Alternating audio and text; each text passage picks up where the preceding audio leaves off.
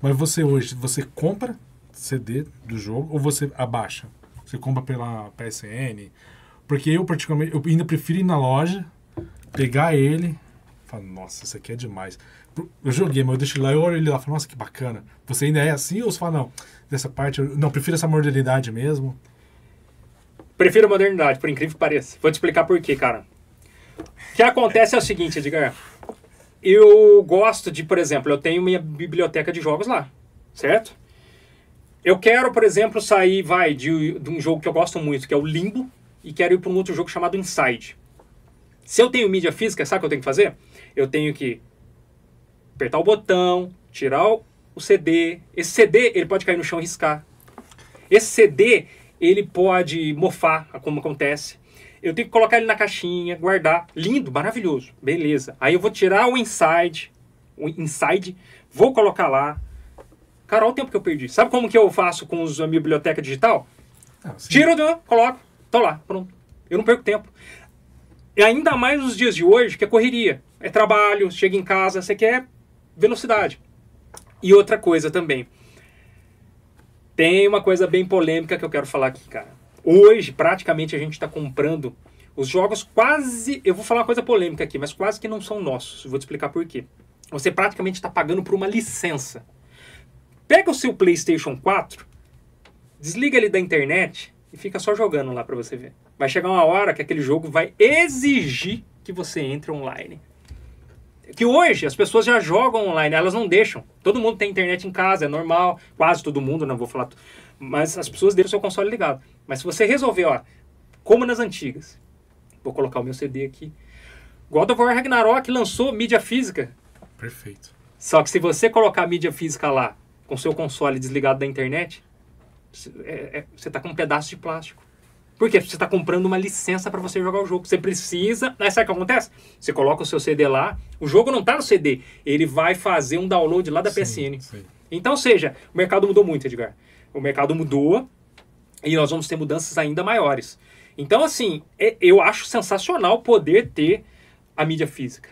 Só que, assim, você vai comprar hoje, vou citar aqui It Takes Two, o ganhador de jogo do ano de 2001. Um jogo magnífico, você joga em co-op com 2 amigos, sensacional. Um dos jogos que eu colocaria no meu ranking de melhores jogos que eu joguei na minha vida. Então você vai jogar esse jogo, você vai lá, compra ele, né? Você quer jogar, aí você coloca na sua casa o CD e você vê que o CD não está pegando porque você não está conectado. Olha a decepção. Não, sim. Entende? Então, tem essas particularidades. Concordo. Concordo. Mas... É bacana ter o CD lá? Eu acho sensacional. Tem um porém. Esse It Takes Two, quanto ele está na mídia física? R$120, um exemplo. Aí a PSN lança o jogo, R$80. Aí o cara olha e fala, poxa, eu só tenho 80. Eu tenho 120 e tenho 80. Ah, por quê? Porque você não tem o custo da mídia. Sim. Do Blu-ray, você não tem o custo da caixinha. Então é isso. Mas tem... Eu gosto dos dois. Ah, tá. Mas eu, como consumidor, consumo muito mais digital. Mais digital. Eu tô há anos sem comprar nenhum jogo. Anos. Caraca. Sem comprar nenhum jogo em mídia física. Só mídia digital. Só mídia digital. E vou dizer mais. Eu tenho um grupo no WhatsApp, nós amigos, que eu compro um jogo, eu joguei e enjoei.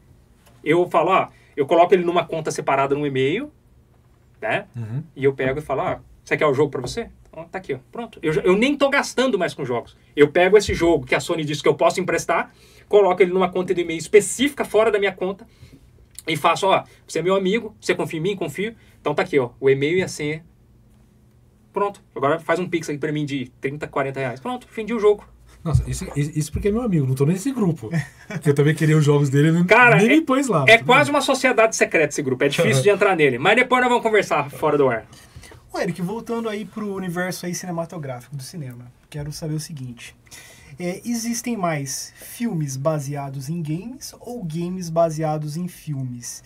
E você acha que hoje o universo gamer, ele influencia muito na cultura pop? Mais talvez do que o cinema? Qual a sua opinião? Muito. Influencia muito. Só você vai, por exemplo, num evento de games aí, você vê pelos cosplay. O cara vestido... Você vê muito mais cosplay de personagens de games do que de filme. Mas infinitamente mais. Agora, eu acho que, em se tratando de games e filmes, os filmes influenciam mais os games. Eu vou dar um exemplo, por exemplo, o Robocop. Foi um filme que...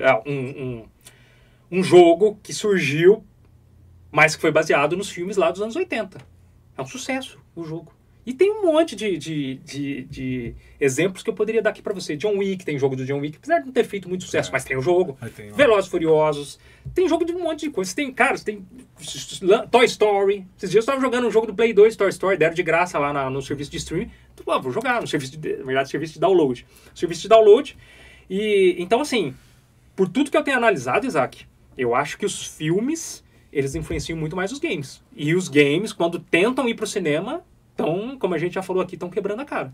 Mas quando um filme se torna um game, assim, lógico, acho que cada filme, cada game, cada jogo tem sua particularidade. Tem. Mas assim, normalmente quando um filme ele se torna um game, né, eles tiram lá a base, né, do filme pra criar aquele game, aquele jogo, é fiel, eles conseguem extrair a fidelidade do filme? Como que é? Ou não? Nem sempre. Hoje é mais fácil, no passado não. Né? Hoje é mais fácil. Conseguem. O Avatar, por exemplo. Foi lançado agora, final do ano passado, 2023, né? Estamos em 2024. É um jogo fiel. É um jogo fiel ao filme. Nem todos os jogos, tá? Não vou falar que todos são fiéis, mas muitos deles são bem fiéis, sim. Mas sabe o que acontece? Né?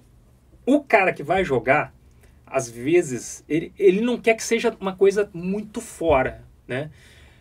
Como, por exemplo, o Marvel Avengers, né? Que lançaram agora um jogo que foi mal recebido pela crítica e mal recebido pelos fãs. Ele é um jogo até fiel, muito fiel, mas ele foi mal feito em sua gameplay. O cara jogar não é legal, pô, o cara às vezes quer jogar com o Hulk, quer sair destruindo tudo, ele não ficou bacana. Então, assim, o cara que joga videogame, ele vai, acho que, com uma outra mentalidade, em sua grande maioria. Ele quer uma gameplay. Ele quer algo que ele vá e faça. Mas, por mais que seja um pouco infiel, eu acho que talvez não é isso que ele está esperando. Ele pode esperar até uma história nova, como é o caso do Robocop. Talvez ele olhe e fale, pô, essa história não tem nada a ver com os filmes, mas é uma história nova. E ele gosta. Então, por aí vai. Eu acho que é relativo de pessoa para pessoa. Mas, no geral, eu te daria a minha opinião, por tudo que eu conheço desse universo dos games. O cara tá muito mais preocupado com a gameplay do que o quão fiel ele é dos filmes. Mas também não pode ser uma bizarrice completa, né? Entendeu? O Mad Max também é um exemplo disso, né? Sim. Que é um belo de um jogo. Mad Max, com certeza. Veio legal do filme. Tem ligação com os filmes. Exatamente. Muito legal, bem citado, Edgar. Mad Max mesmo. É um exemplo. Mas você poderia citar vários aqui. A gente poderia fazer um podcast só sobre isso. Mas só rápido assim, quais são os 5 piores jogos que você já jogou? Você fala, nossa, esse aqui, pelo amor de Deus, não tinha que ter feito. Os piores? Cara, eu vou falar de um jogo que é bom, mas foi decepcionante. Ele não é um jogo ruim, mas se esperava muito mais dele. Que é um exemplo clássico aqui. Acho que quem tá assistindo e conhece de games talvez venha decifrar antes de eu falar aqui, que é o Cyberpunk 2077. Se esperava muito desse jogo. Muito, tanto que quando lançou The Last of Us 2, muita gente dizia Cyberpunk vai superar, o Cyberpunk vai conseguir. E o Cyberpunk lança pro PlayStation 4 quebrado. Eu mesmo cheguei a jogar, o jogo travou, né? A gente usa o termo crashar. Pelo menos umas 5 vezes, cara, não tem coisa pior do que você estar jogando um jogo e o jogo travar no meio de uma gameplay, é horrível. No PC ele foi lançado melhor, é verdade, no Play 5 também, no Xbox Series também.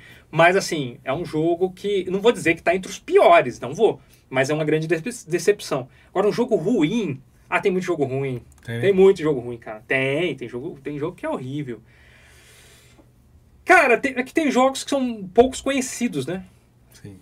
E outra, por exemplo, teve um dia, eu estava em casa e o meu priminho, uma criança, quis jogar Peppa Pig. Eu olhei pro jogo e falei, cara, esse jogo é horrível. Mas pra criança é ótimo. Então o que é ruim pra mim, de repente, Pra ele é bom. Pra ele é excelente. Então é meio relativo isso, entendeu? Mas é isso. Mas você comentou isso a respeito da Peppa Pig, mas como que fica assim? Porque, por exemplo, os jogos iniciais, lá atrás, da época do Atari, eram jogos, assim, extremamente simples, né? E aí você citou da Peppa Pig, né? Que uma criança pode ser interessante. Como que a gente traz esse paralelo, assim? Aquele jogo, jogando hoje, aquele jogo lá do Atari, você acha que seria uma experiência, acho que bem ruim, né? Sim. Eu tive essa experiência, inclusive não vou dizer só da Atari, não. Poderia citar Super Nintendo, alguns jogos do Super Nintendo. O próprio Resident Evil 1, tem gente que... acontece o seguinte, a nossa memória às vezes nos traz, Isaac.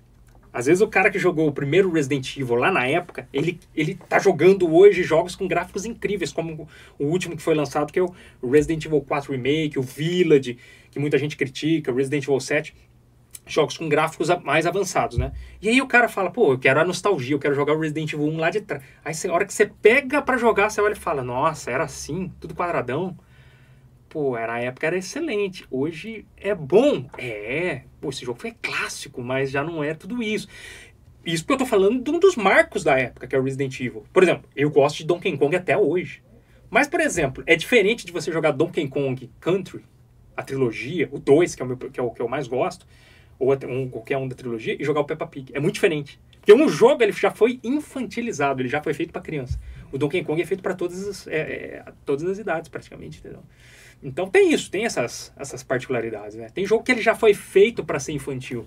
Para você ficar ali o tempo todo só andando, não tem muita coisa para fazer, não tem negócio de inimigo, é você ficar andando no cenário. Então, para criança às vezes é interessante, ela gosta de ficar indo lá, ver o que tem na lata do lixo, só brincando. Mas os jogos eram feitos assim, de certa forma, para adultos também. A gente tem o Doom. Doom é um jogo para adulto, não é um jogo para criança, né? Um jogo clássico. Você pega, por exemplo, Blackthorn, que lançaram agora uma coletânea recentemente. Jogo sensacional. Metroid na época, né? A gente tem jogos daquela época que eram jogos feitos para adulto. E hoje a gente tem jogos com a qualidade dos dias de hoje, mas feitos para crianças. Uma polêmica, que eu lembrei agora de uma polêmica bem legal. PES ou FIFA? Cara, eu gosto dos dois. É difícil... É que sabe o que acontece? Tem momento que o FIFA tá melhor, tem momento que o PES tá melhor. Depende do lançamento dele. Eu acho que atualmente o FIFA ganha.